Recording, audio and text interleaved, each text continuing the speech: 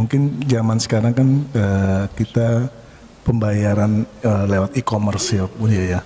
Ada GoPay, misalnya sebut namanya, ada GoPay, OVO segala macam. Itu hukumnya apa ya Buya ya? Saya masih ada bilang goror atau apa segala macam. Mohon penjelasan Buya. Assalamualaikum warahmatullahi wabarakatuh. Assalamualaikum. E-commerce atau sejenisnya ya. Al-aslu fil muamalat lil ibahah. Begitu kaidahnya. Pada dasarnya muamalat, transaksi, bisnis itu akadnya atau wujudnya itu boleh.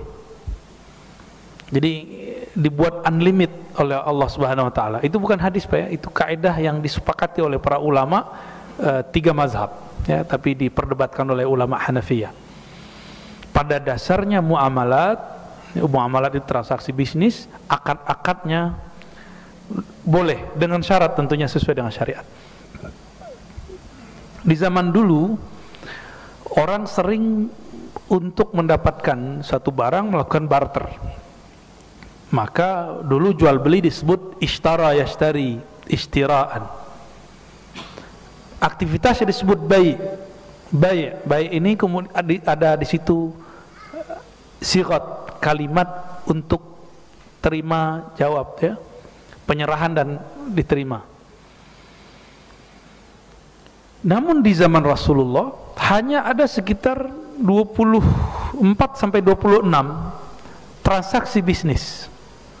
Dan itu ditulis di dalam kitab Bulughul Maram. Di zaman itu belum ada GoPay, belum ada OPPO, apalagi Shopee, apa namanya, Shopee Pay. Ini bukan lagi iklan Pak, ini lagi membahas jawabannya. Apalagi namanya, dulu ada Ustadz Yusuf Mansur buat apa namanya, Paytrend. Waduh, kayaknya udah dapat musibah kayaknya ya. Kita doakan semoga baik-baik aja. Padahal itu kalau jadi, itu kekuatan umat Islam. Cuma sayang ya, nggak ada orang mau umat Islam itu naik, nggak ada. Maka saran saya nanti kalau mau buat, jangan bawa-bawa istilah-istilah agama ya. Yang penting jujur, ridho, itu Islami. Jangan bawa simbol-simbol agama, sensitif. Agama itu suci. Dibawa ke duit, orang curigaan. Di zaman Rasulullah tidak ada namanya kredit. Kredit itu transaksi baru. Belum ada namanya menyimpan duit di bank. Belum ada. Maka orang yang mengharamkan bank itu juga jadi masalah. Perdebatan panjang. Usah dimarahin kiai-kiai Pak. Kamu nih anak baru gede, sok-sokan. Loh, saya bukan sok-sokan. Saya cuma nukil fatwa Darul Ifta. Itu ulama Mesir, Syekh Shaltut, Syekh Fulan, Syekh Muti'i mengharamkan bank. Kata kiai-kiai yang marahin saya. Itu kan sebelum tahun 71 Pak Kiai. Sebelum bank itu dikaji. Setelah dikaji, setelah tahun 71, kemudian keluarkan fatwa tahun sekian, dan puncaknya tahun 2003 baru ulama Mesir di Darul Ifta mengeluarkan fatwa yang sangat berani bahwa bank itu halal dan produk-produknya perlu diperhatikan. Jadi kita melihat produknya ini. Yang haram mungkin transaksi di suatu produk, atau misalnya tasarrufnya. Apa arti tasarrufnya? Ya ini dikelolanya kemana? Itu PR kita paling. Nah ini kelebihan bank syariah. Bank syariah pasti diputer di hal yang halal. Tapi kan kejadian juga kemarin, ada bank syariah, bank syar'i, tapi kemudian membiayai pemodalan hal yang haram, babi. Saya lupa nama banknya, alhamdulillah lupa Pak. Ya.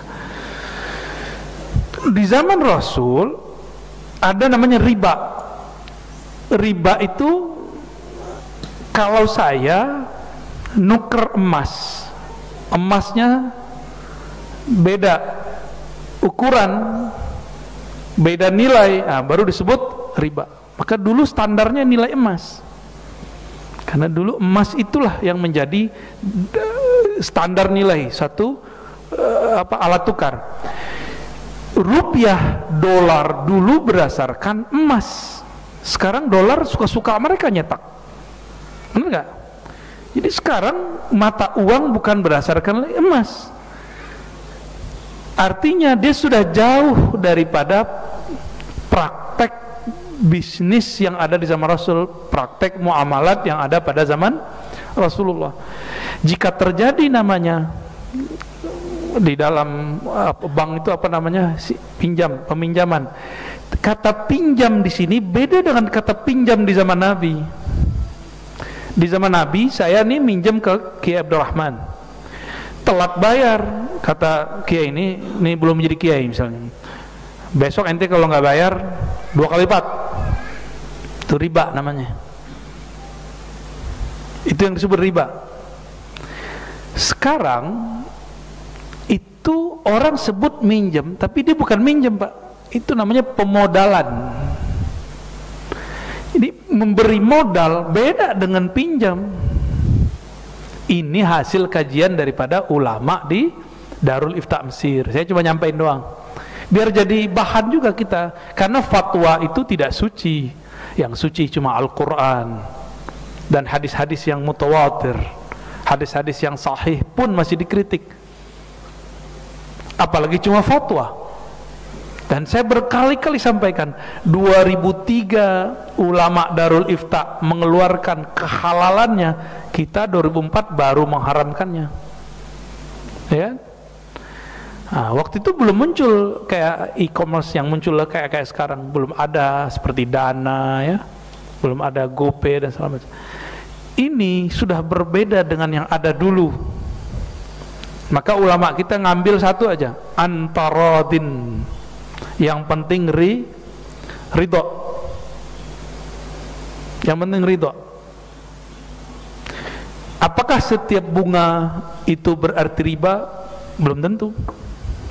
Riba. Nah, jadi hati-hati. Saya tidak pernah menghalalkan riba. Riba haram mutlak. Ya, riba haram mutlak. Itu syariat. Yang ada sekarang, pemodalan yang ada sekarang di bank atau e-commerce itu segala macamnya, itu dulu belum pernah ada di zaman Rasulullah. Selama dia ada kejujuran di dalamnya, ada transaksi yang jelas di dalamnya, dan sudah ada hukum yang menaunginya, sudah kita katakan halal, insya Allah, ya. Dan kita pulangkan nanti ke ahli-ahli hukum muamalat, ya. Saya berbicara ini dari sisi usulnya sebenarnya, usul fikihnya, ya. Barangkali itu. Dan ini akan beda terus, Pak. Akan beda terus. Insya Allah kita nikmati perbedaannya. Dan yang mengharamkan bank, haramkan duit. Karena duit produk bank. Mengharamkan bank tapi pakai duit, ngayal namanya, ya. Kalau haramkan bank, tabi'un kaedahnya. Tabi'un apa artinya? Kalau engkau halalkan pokoknya, haramkan juga turunannya. Bank haram, coba sepakati dulu, Pak. Bank haram, ayo. Sini duitnya sini. Kartunya sini. Buat saya aja. Gimana? Haram gak? Kalau haram, maka semua produk bank haram. Salah satu produk bank apa? Duit. Dan yang paling ngaco orang ngomong, ayo kosongkan rekeningmu, tutup rekeningmu. Ini gawat tuh orang ngomong begitu, ya. Dia nggak tahu salah satu pilar ekonomi di negara itu bank. Bank kolab, kita krisis moneter lagi, Pak, nanti. Jadi bank yang kita bicarakan sekarang bukanlah riba yang dibicarakan ulama terdahulu. Nah, itu yang mau kita iniin. Terserah, ya, mau kiai sepakat nggak ada masalah. Tar juga kiainya punya duit, punya kartu ATM. Kalau kiainya masih bilang haram, aneh minta ATM-nya, ya. Oh, kita banknya syariah. Ya, saya termasuk penyokong bank syariah, walaupun belum 100% syar'i. Dan saya di bank syariah 2, Pak. Sekarang BSI, satu lagi muamalat yang kita sebut aja, ya. Kita ngambil Cuma satu saya ngambil bank milik negara BUMN yang umum. Karena saya sokong. Itu pun ATM-nya nggak bisa lupa PIN-nya, Pak. Ya. Ala kulli hal, teman-teman semua, sahabat-sahabat semua, buka pikirannya. Ya, jangan kemudian menyamakan istilah dulu dengan sekarang, itu beda jauh. Baik, ini panjang Pak, nanti kita bahas lebih kencang lagi ya. Tafadhal. Baik, mungkin satu ibu-ibu mohon dibantu mic-nya. Satu terakhir karena sudah 1,5 jam ya. Baik, insya Allah nanti bulan depan kita lanjutkan. Bismillahirrahmanirrahim. Assalamualaikum Buya. Assalamualaikum. Izin bertanya, ini kebetulan saya berbisnis dari rumah Buya. Saya ingin bertanya bagaimana hukum Islam, aturan-aturannya untuk wanita yang berbisnis. Lalu kemudian bertanya lagi, bagaimana Buya biar hati kita ini selalu istiqomah ingat sama Allah dan Rasulullah, dan amalan apa yang harus kita lakukan setiap hari. Terima kasih. Wassalamualaikum warahmatullahi wabarakatuh. Perempuan berbisnis yang paling cepat teringat siapa? Sayyidatuna Khadijah. Bahkan di zaman Rasulullah ada seorang perempuan dicerai suaminya, atau ada yang meninggal suaminya, dia harus menghidupi keluarganya. Ya, maka dia kerja di tempat bekerja. Ada yang kerjanya di ladang, ada yang kerjanya di mana, di pasar. Itu mereka kerja. Lalu bagaimana dengan hukum fikih yang menyebutkan kalau perempuan yang sedang iddah ya tidak boleh bersolek segala macam? Maksudnya itu yang tabarruj jahiliyah. Tabarruj ini kan dua, tabarruj jahiliyah, bergaya-gaya jahiliyah, buka aurat, ya. Pakaiannya yang nggak senonoh gitu, itu maksudnya. Sedangkan kalau masih layak, masih patut, masih nggak ada masalah, dia tetap bekerja. Misalnya suaminya meninggal, dia PNS, ya, cuma berduka berapa hari, ya harus berangkat lagi, tetap pakaiannya pakaian biasa. Tapi saya punya dosen dulu, suaminya meninggal, dosennya wajahnya lumayan. Selama iddah itu dia emang nggak pakai make up sama sekali. Itu pilihan dia, itu pemahaman dia. Tapi kita juga punya seorang bunyai, alim juga, beliau tetap pakai tapi yang pantas, sekedar merawat wajahnya. Ya, nah, silakan diikuti mana yang pas ya. Jadi untuk perempuan yang berbisnis, lakukan terus ya. Apalagi sekarang berbisnis bagi umat akhir zaman sangat mudah, semuanya ada di genggaman, benar. Ya, bagaimana dengan interaksi lawan jenis? Interaksi lawan jenis selama tidak terjadi ikhtilat. Ikhtilat ini terbagi dua, ada ikhtilat yang haram, ada yang ikhtilat yang mubah. Ikhtilat yang halal ini sekarang ini ikhtilat juga, cuma sono akhwatnya, sini ikhwannya. Ketika di pasar ikhtilat nggak? Ikhtilat, tapi kan tidak kemudian seperti di bar.